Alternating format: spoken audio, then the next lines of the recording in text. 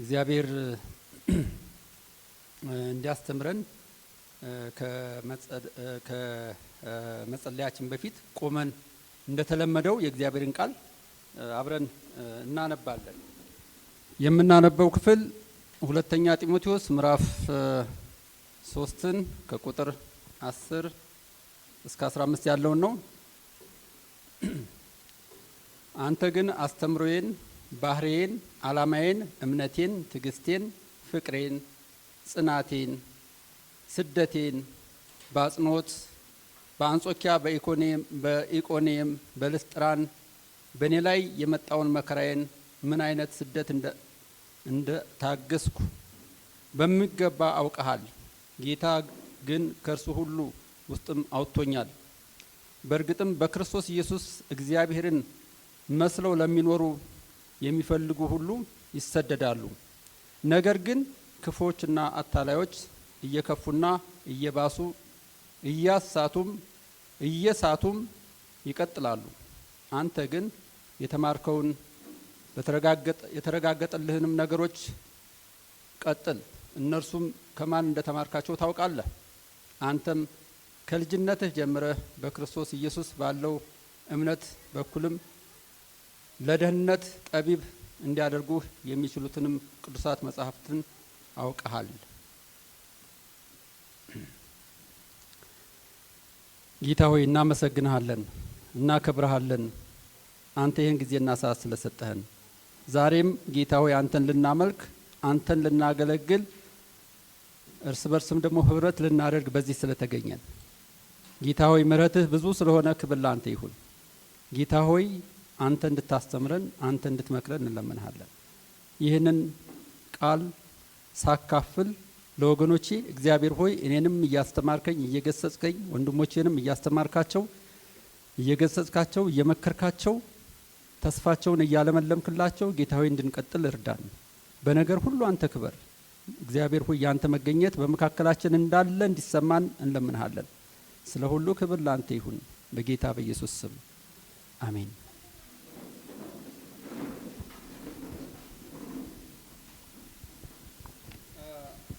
ምናልባትም ያነበብኩላችሁ ክፍል እናንተ ከያዛችሁት መጽሐፍ ጋራ አንዳንድ ክፍሎች በትክክል ላይሄዱ ይችሉ ይሆናል። በዚህ በስላሴያውያን መጽሐፍ ትርጉም በዚህ መጽሐፍ ነው ያነበብኩትና የት ጋ ነው እያነበበ ያለው እንዳትሉ ብዬ ነው። እግዚአብሔር እናመሰግናለን። በዚህ ክፍል ላይ እግዚአብሔር ምንድን ነው የሚያስተምረን? ምን እንደሚያስተምረን እንመለከታለን። አገልግሎትና ቤተክርስቲያን አገልግሎትና ቤተክርስቲያን ምንድነው የሚያገናኛቸው? ቤተክርስቲያንና ከአገልግሎት ጋር ያለው ግንኙነት ምንድነው የሚለውን ሐሳብ እንመለከታለን። ባለፈው ሳምንት ከትንሣኤ በኋላ ኢየሱስ ክርስቶስ ሞቶ ተነስቶ ከትንሣኤ በኋላ ያለው ህይወታችን፣ ንግግራችን ሁሉ፣ ስብከታችን ሁሉ ምን ይሆናል ብያችሁ ነበረ። በቃ ተቀይሯል። ሁሉ ነገር የተቀየረ ነው። በተቀየረ ህይወት ውስጥ ነው የምንኖረው።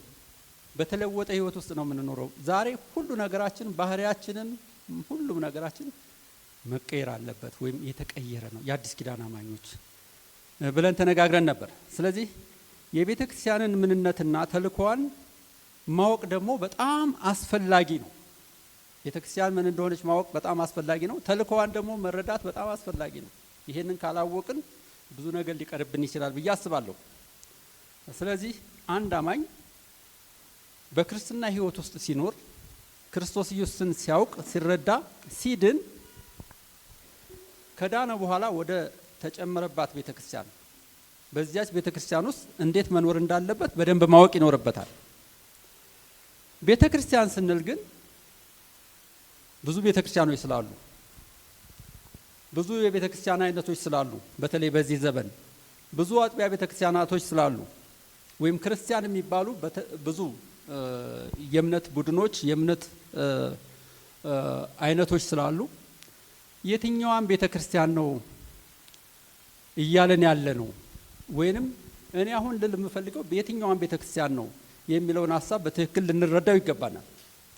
ቤተክርስቲያን ስንል ከሌሎቹ ቤተክርስቲያን ወይም ከሌሎቹ ስብስብ ቤተክርስቲያንን የሚለያት ጌታ ኢየሱስ ክርስቶስ የመሰረታትን በአገልግሎቱ ዘመን የመሰረታትን ቤተክርስቲያን ምን እንዳላት ሁላችሁም ብዙዎቻችሁ ታውቃላችሁ ብዬ አስባለሁ። የኔ ብሏታል። የኔ ቤተክርስቲያን ያችን ቤተክርስቲያን ነው። በዚያች ቤተክርስቲያን ውስጥ ጌታ ኢየሱስ ክርስቶስ የኔ ያላት ቤተክርስቲያን ባህሪዋ ምንድነው የሚመስለው? አገልግሎቷ ምንድነው የሚመስለው? እንዴት ነው የምትኖረው? እንዴት ነው እያንዳንዳችን አማኞች በዚች ጌታ ኢየሱስ ክርስቶስ የኔ ብሎ በመሰረታት ቤተክርስቲያን ውስጥ ስንኖር እንዴት ነው የምንኖረው የሚለውን እንመለከታለን። ጌታ ኢየሱስ ክርስቶስ በማቴዎስ 16 ቁጥር 18 ላይ የኔ ብሏታል። የኔ ስብስብ ብሏታል። ይችን ቤተክርስቲያን ነው። ሐዋርያው ጳውሎስ ደግሞ በአንደኛ ጢሞቴዎስ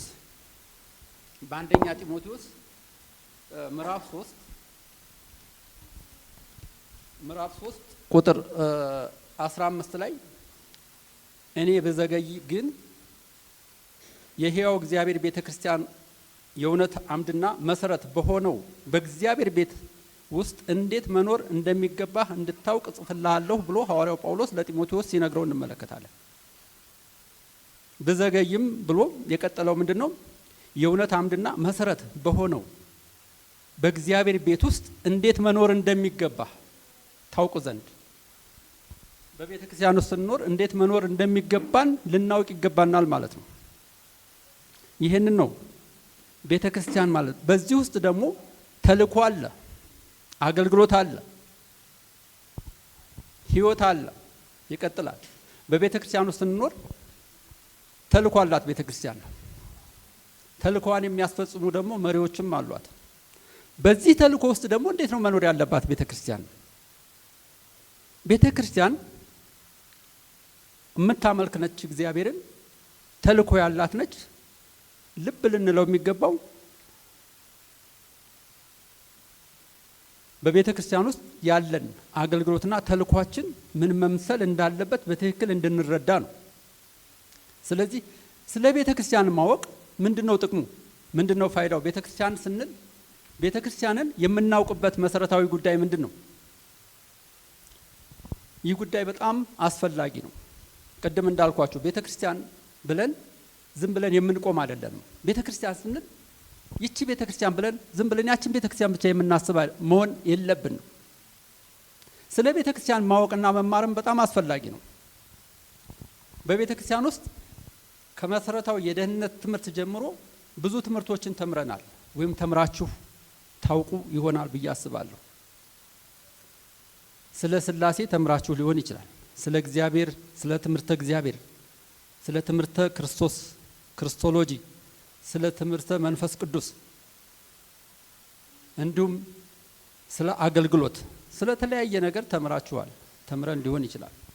ይሄኛው ደግሞ አንደኛው ሌላው ትምህርት ነው፣ ስለ ቤተ ክርስቲያን ማወቅ ማለት ነው። እነኚህን ሁሉ ለምሳሌኛ ማክሰኞ እነኚህን አሁን የተለያየ ዘረዘርኳቸውን ሁሉ እየተማርን ነው፣ ተምረናልም። አሁንም ትምህርቱ እየቀጠለ ነው ያለው። ስለ ቤተ ክርስቲያን ግን ገና አልተማርንም።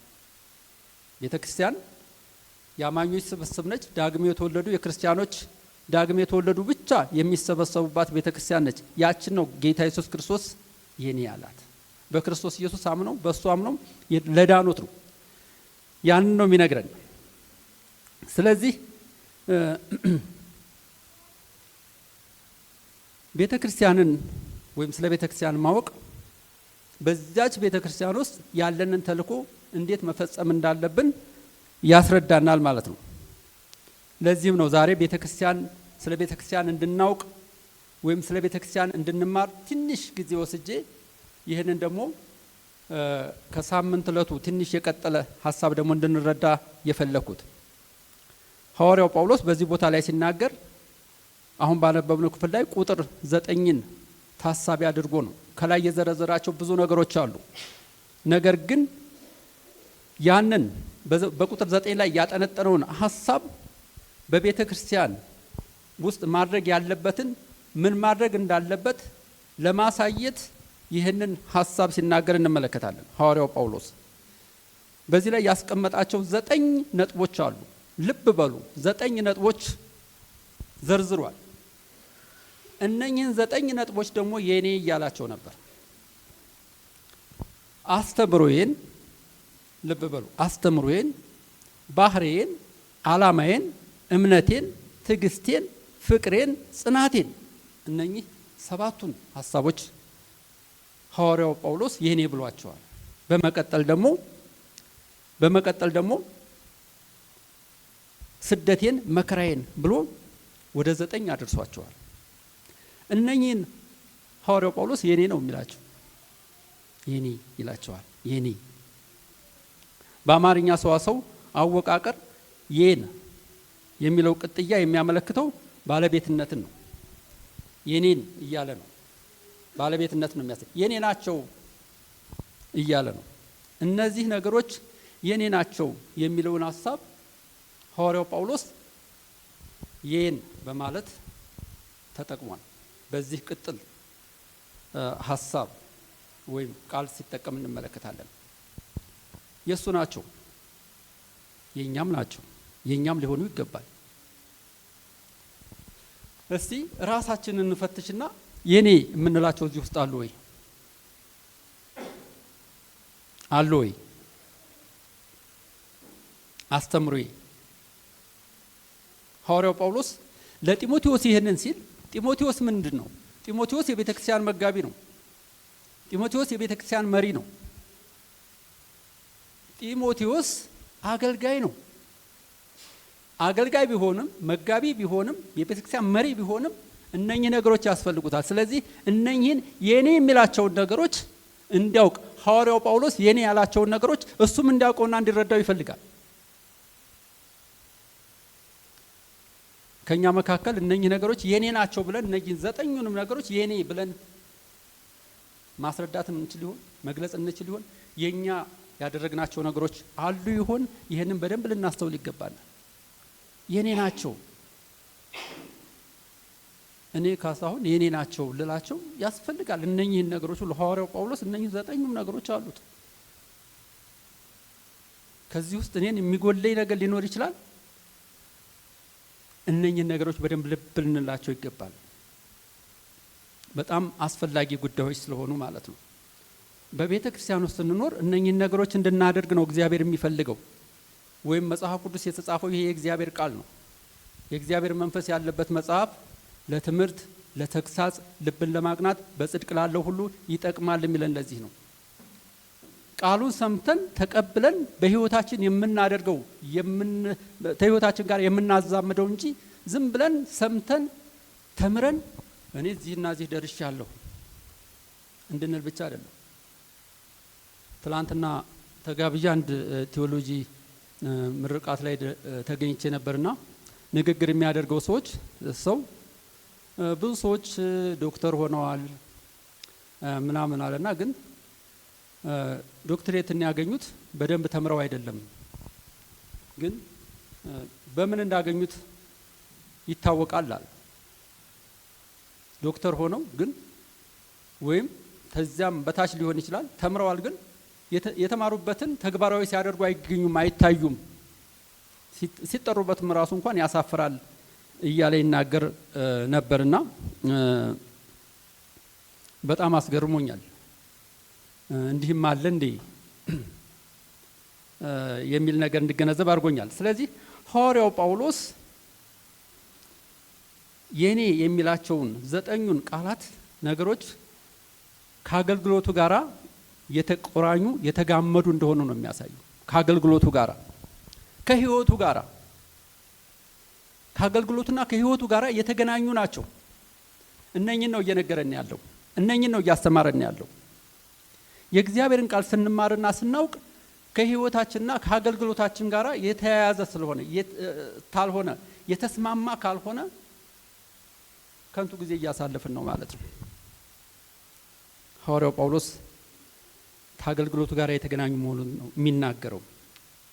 አገልግሎት ብቻ ሳይሆን ህይወቱንም አገልግሎቱንም የሚያንጸባርቅ የሚያሳይ ነገር እንደሆነ ያሳያል። ወደ ምድር የወረደ ብዙ ሰዎች በአሁኑ ጊዜ የሚናገሩት ነገር አለ። ብዙ ነገር ይወራና ብዙ ነገር ይታቀድና ብዙ ነገር ይባልና ይሄ ነገር እዚያው ላይ ተንጠልጥሎ እንዳይቀር ወደ መሬት መውረድ አለበት። ምን ማለት ነው? መተግበር አለበት፣ ወደ ተግባር መምጣት አለበት። ካልተተገበረ ምንም ፋይዳ የለውም፣ ምንም ጥቅም የለውም እያሉን ነው።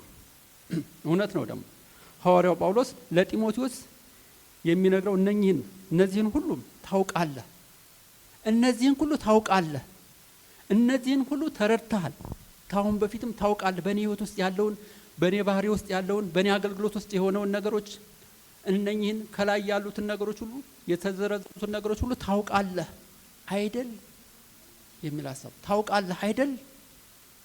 አንድ ነገር ታውቃላችሁ ብትባሉ የምታውቁን ነገር ከሆነ ምላሹ ምንድን ነው? አዎን አውቃለሁ። ምላሹ ይሄ ነው። አዎን የሚባል ምላሽ እንዲሰጠው ያስፈልጋል። አዎን አውቀዋለሁ፣ አዎን ተረድቼዋለሁ። ታዲያስ እንደው ካወቀው ከተረዳኸው ምን አድርገው? ተግባራዊ አድርገው ነው። የጌታ ቃል አዎንና አይደለም፣ አዎን ነው፣ አዎን ነው፣ አዎን ነው፣ አዎን ነው። የእግዚአብሔር ሐሳብ ያ ነው። በእግዚአብሔር ቤት ውስጥ ያለው አገልግሎት የሚከተሉትን ዝርዝር ጉዳዮች ሐዋርያው ጳውሎስ ሲናገር እንመለከታለን። ዓላማዬን ጳውሎስ ዓላማ ነበረው። ጳውሎስ ዓላማ ነበረው። እኛስ ዓላማዬን ብሎ ይናገራል። ዓላማ በግሪክ ፕሮቴየስ የሚል ቃል ነው። በአማርኛው ሲተረጎም ፕላን፣ መርሃ ግብር፣ እቅድ፣ በግልጽ የተሰራ የተነደፈ እቅድ ሊሆን ይችላል። መነሻና መድረሻ ያለው። መነሻና መድረሻ የሌለው ዓላማ ምንም ጥቅም የለውም። ዓላማዬን ይላል። ዓላማ ነበረው ሐዋርያው ጳውሎስ፣ መነሻ ነበረው፣ እንደገና ደግሞ መድረሻ ነበረው። ያለ ዓላማ መጽሐፍ ቅዱስም አልተጻፈም። ያለ ዓላማም ቤተክርስቲያን አልተመሰረተችም። ያለ ዓላማም በቤተክርስቲያን ውስጥ ስንኖር አልተቀመጥንም። እኔና እናንተ በዓላማ ውስጥ ያለንን፣ በእግዚአብሔር ዓላማና በእግዚአብሔር እቅድ ውስጥ የእግዚአብሔርን ፈቃድ ልናደርግ፣ የእግዚአብሔርን ስራ ልንሰራ፣ ምርጥ ከጨለማ ወደሚደነቀው ብርሃን የተጠራን የእግዚአብሔር ምርጥ ህዝቦች፣ የእግዚአብሔር ምርጥ አገልጋዮች፣ በእግዚአብሔር ጸጋና ጸጋ ብቻ የዳንን ዳግም የተወለድን የመንግስቱ አገልጋዮች፣ የተረጋገጠ ተስፋ ያለን፣ የዘላለም ህይወት ያለን፣ የማይጠፋ ህይወት ያለን፣ የዘላለም መንግስት ያለን፣ የተጽናናን፣ ያረፍን፣ ብዙ ነገር ማለት ይቻላል። እግዚአብሔር በዚህ ውስጥ እንድንኖር ያደረገን፣ እግዚአብሔር የመንግስቱ አምባሳደሮች ያደረገን፣ የመንግስቱ እንደራሴዎች ያደረገን፣ የመንግስቱ አገልጋዮች ያደረገን፣ ሁሉን ነገር ሰጥቶ እግዚአብሔር ለዚህ ያበቃን ራሱ እግዚአብሔር ነው።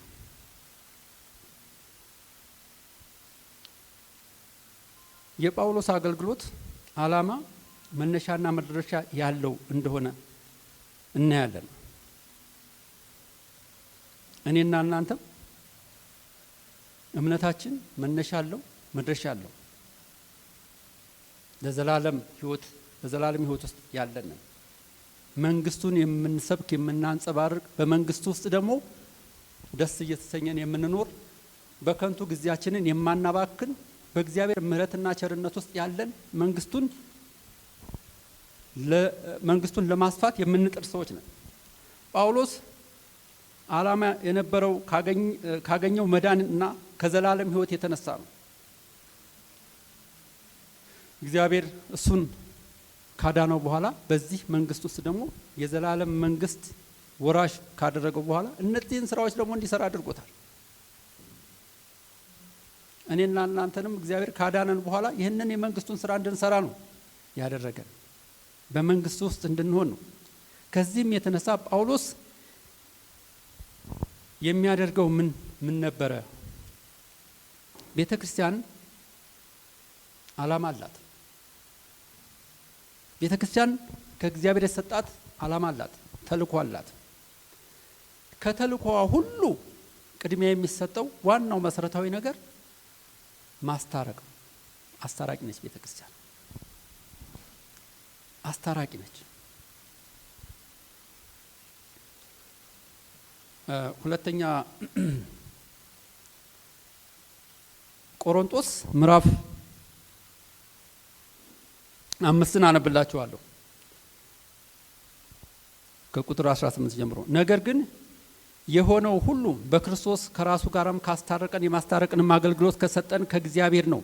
እግዚአብሔር በክርስቶስ ሆኖ ዓለሙን ከራሱ ጋር ያስታርቅ ነበርና በደላቸውንም አይቆጥርባቸውም፣ በእኛም የማስታረቅን ቃል አኖረ። እንግዲህ እግዚአብሔር በእኛ እንደሚማልድ ስለ ክርስቶስ መልእክተኞች ነን። ከእግዚአብሔር ጋር ታረቁ ብለን ስለ ክርስቶስ እንለምናለን። እኛ በክርስቶስ ሆነን የእግዚአብሔር ጽድቅ እንሆን ዘንድ ኃጢአት ያላወቀውን እርሱን ስለኛ ኃጢአት አደረገው ይላል። እግዚአብሔር ራሱ አስታራቂ ነው። ኢየሱስ ክርስቶስ ለማስታረቅ ነው በስጋ ወደዚህ ምድር የመጣውና በመስቀል ላይ የሞተው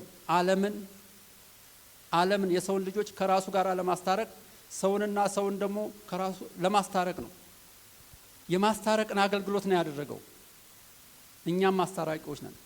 በዚህ ቦታ ላይ ሲናገር እግዚአብሔር በክርስቶስ ሆኖ ዓለምን ከራሱ ጋር ምን ያደርግ ነበር? ያስታርቅ ነበር። የኃጢአታችንን እንዳከፍሎ ወደ ሰማይ አረገ። ከዚህ በኋላ እያንዳንዳችንን ደግሞ ምን አደረገን? አስታራቂዎች አረገን። ታረቁ እያለን እንለምናለን ይላል። አስታራቂዎች አረገን። እውነት አስታራቂዎች እንደ አስታራቂነት እየኖርን ይሆን? እግዚአብሔር ይርዳንና እንደ አስታራቂዎች አስታራቂነትን ስራ እየሰራ እንድንኖር እግዚአብሔር ይፈልጋል። የማስታረቅን ስራ የሰራው ራሱ እግዚአብሔር ነው። የማስታረቅን ስራ የሰራው ራሱ ኢየሱስ ክርስቶስ ነው። በመጀመሪያ ማለት ነው። ይህንን ሲያደርግ በሌሎች ዘንድ በጣም ምስጢር ነበር፣ በጣም ከባድ ነበር። ኤፌሶን ላይ እንደዚህ ይላል፣ ስለዚህ እናንተ አስቀድሞ በስጋ አህዛብ የነበራችሁ በስጋ እጅ የተገረዙ በተባሉትም ያልተገረዙ የተባላችሁ ይህንን አስቡ። በዚያ ዘመንም ከእስራኤል መንግስት ርቃችሁ ተስፋውን ቃል ኪዳን እንግዶች ሆናችሁ በዚህም ዓለም ተስፋን አታችሁ ከእግዚአብሔርም ተስፋ ተለይታችሁ ያለ ክርስቶስ ነበራችሁ። አሁን ግን እናንተ በፊት ርቃችሁ የነበራችሁ በክርስቶስ ኢየሱስ ሆናችሁ በክርስቶስ ደም ቀርባችኋል። እርሱም ሰላማችን ነውና ሁሉንም ያዋሃደ በአዋጅም የተነገረውንም የትእዛዝ ሕግ ሽሮ በመካከል ያለውንም የጥል ግድግዳ በስጋው ያፈረሰ፣ ይህም ከሁለቱ አንድን ሰው በራሱ ይፈጥር ዘንድ ሰላምንም ያደርግ ዘንድ ጥልንም በመስቀሉ ገድሎ በክርስቶስ ሁላችንም በአንድ አካል ከእግዚአብሔር ጋር ያስታርቅ ዘንድ ነው ይላል። የጥልን ግድግዳ አፍርሶ የጥልን ግድግዳ ገድሎ በሰውና በሰው መካከል ያለውን እርቅ ሲፈጥር፣ በሰውና በእግዚአብሔር መካከል ያለውን እርቅ ሲፈጥር እንመለከታለን። ሰው ከእግዚአብሔር ቃል ርቆ ነበር። ያም ብቻ ሳይሆን በአይሁድና በአሕዛብ መካከል እንኳን የነበረው ጥል ግድግዳ ነበር፣ ትልቅ ጥል። ማንም ያንን ግድግዳ ሊያፈርስ አይችልም። ማንም ያንን የጥል ግድግዳ ማንም ቢሆን አፍርሶ እነኛን ሰዎች ማስታረቅ አይችልም ነበር። ምክንያቱም በጣም እየተወጋገዱ ነበሩ። ተወጋግደው ነበር የሚኖሩት። አንዱ አንዱን ያስወግዳል፣ አንዱ አንዱን ያስወግዳል፣ አንዱ አንዱን ይረግማል፣ አንዱ አንዱን ይጠላል፣ አንዱን አይፈልግም። አምልኳቸውም ስርዓታቸውም የተለያየ ነበር። የአሕዛብ አምልኮ ሌላ ነው፣ የአሕዛብ አምላክ ሌላ ነው፣ የአይሁድም አምላክ ሌላ ነው። በቃ በመካከላቸው ምን አለ? መወጋገድ ብቻ ነበር ያለው። ነገር ግን እግዚአብሔር ያንን የጥል ግድግዳ በክርስቶስ ኢየሱስ በኩል አፍርሶ ከሁለቱ አንድን ሰውን ፈጥሮ ሁለቱን አንድ ያደረገ ያስታረቀ ኢየሱስ ክርስቶስ ነው። ይህንን ካደረገ በኋላ እኔና እናንተን ደግሞ አስታራቂዎች አደረገን። በክርስቶስ ሲያምን ሰው ይታረቃል። በዓለም ላይ ምንም አይነት ጥል፣ ምንም አይነት ክርክር፣ ምንም አይነት መወጋገድ፣ ምንም አይነት መጠላላት፣ ምንም አይነት መገፋፋት ሊኖር አይችልም። ኢየሱስ ክርስቶስን ሰው ካወቀ፣ ክርስቶስ ኢየሱስን ይህን የሰላም ወንጌልን የምትሰብክ ከሆነች፣ ተልኳን በሚገባ ማስኬድ የምትችል ከሆነች ቤተ ክርስቲያን ይህንን ታደርጋለች። የቤተ ክርስቲያን አገልግሎትም የማስታረቅ አገልግሎት ነው። የማስታረቅ አገልግሎት ነው።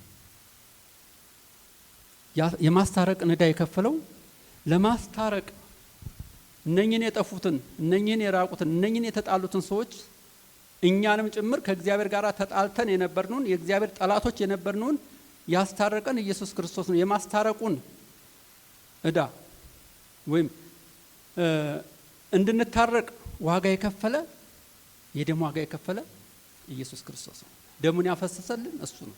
እሱ ነው የሞተልን። በሱ ሞት አማካኝነት ነው ሰዎች ሁሉ ሊታረቁ የሚችሉት። በሱ ሞትና ትንሣኤ አማካኝነት ነው። ኢየሱስ ክርስቶስ የኃጢአትን ዕዳ ስለከፈለ ነው። ከዘላለም ሞት ወደ ዘላለም ሕይወት ሊያሻግረን ስለቻለ ብቻ ነው። የማስታረቂያውን ሰነድ የጻፈልን ኢየሱስ ክርስቶስ ነው። በደም የተጻፈ ታሪክ ነው። በክርስቶስ ደም ውድ በሆነው ደሙ ነው የተገዛ ነው። አሜን። ውድ በሆነው ደሙ ነው የተገዛ ነው።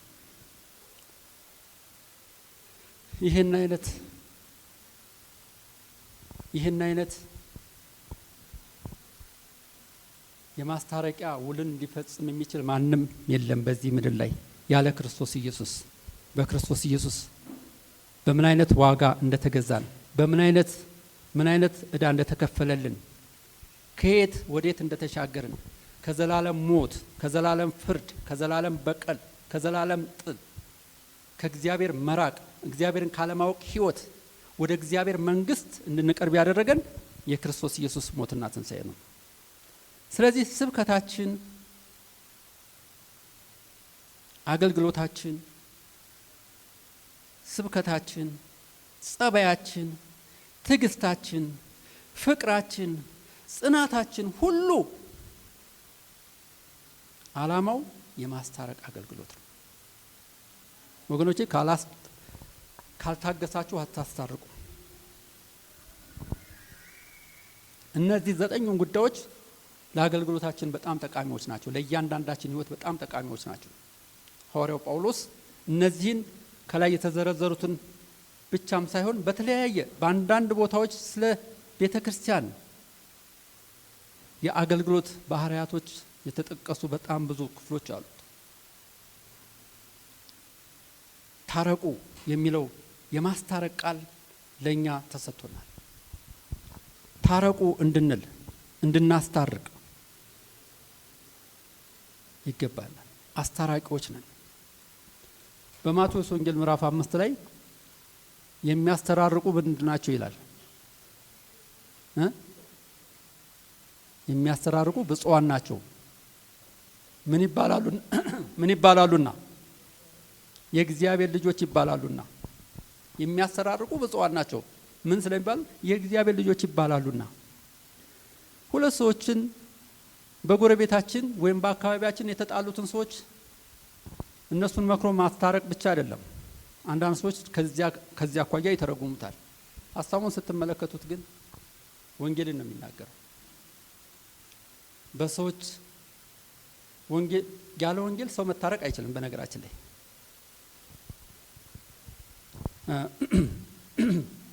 ስለ ማማከር ወይም ካውንስሊንግ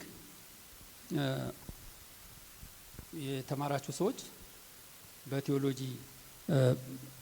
በምንማርበት ጊዜ አንዱ አስተማሪያችን ካውንስለር እኮ ያው በዓለም ትምህርትም በሌላውም አለ ብሎ አንድ ወንድም ጠየቀውና ያንን አላምንበትም አለ።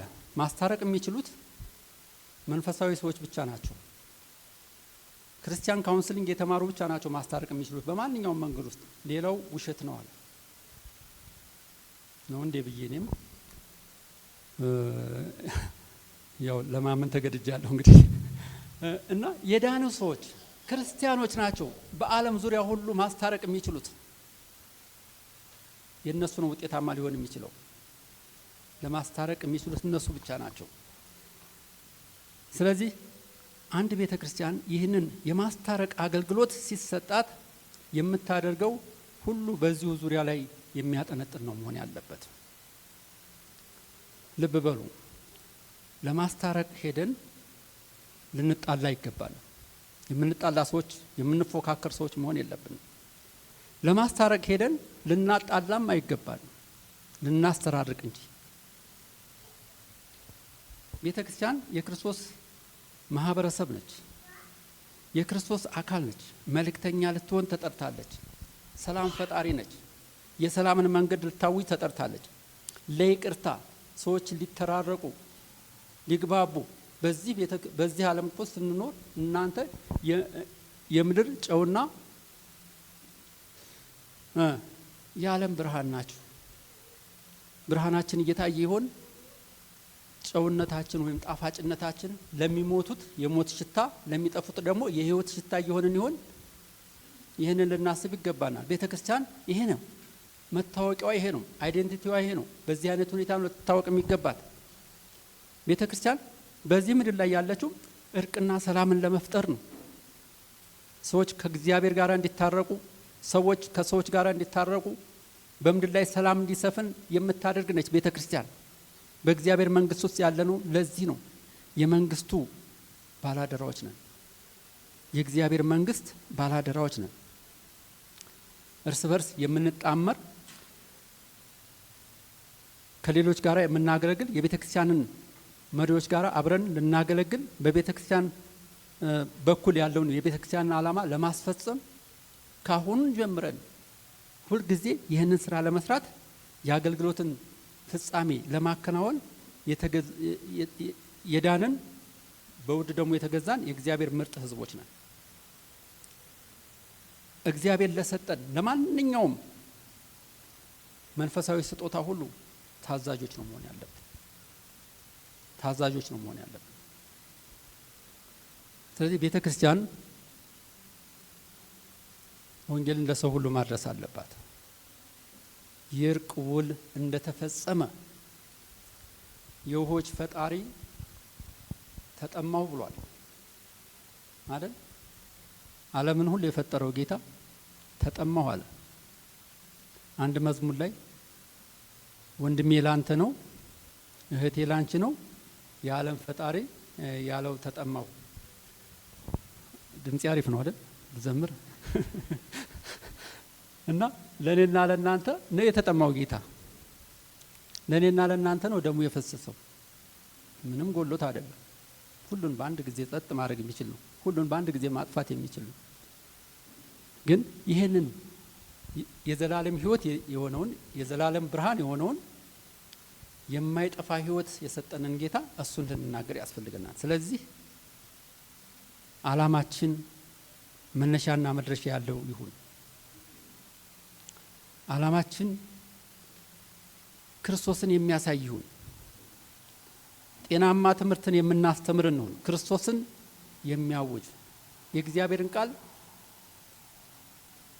በጤናማነት የምናስተምር፣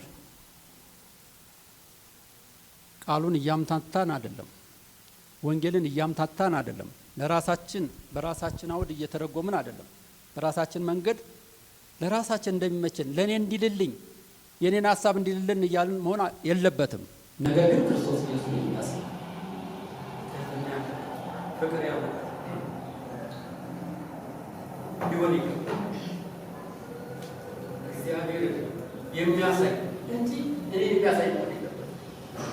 እግዚአብሔር የሚገልጽ የኔን ሐሳብ የሚናገር መንገድ ሰውኛ ሐሳብ በፍጹም እግዚአብሔር ሰውኛ ሐሳብ እግዚአብሔርን ያቅለሸልሸዋል።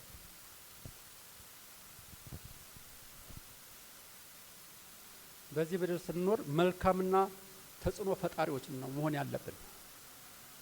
ተጽዕኖ ፈጣሪዎች ካልሆንን መኖራችንም አስፈላጊ አይደለም ማለት ነው። የእግዚአብሔርን እውነት የምንናገር መሆን አለብን። ለእውነት እንድንቆም፣ ለእግዚአብሔር ቃል ታዛዦች እንድንሆን፣ የእግዚአብሔርን ምስጢር ለሰዎች ሁሉ የምናገር የምናስተራርቅ እግዚአብሔር ያድርገን። እንጸልይ።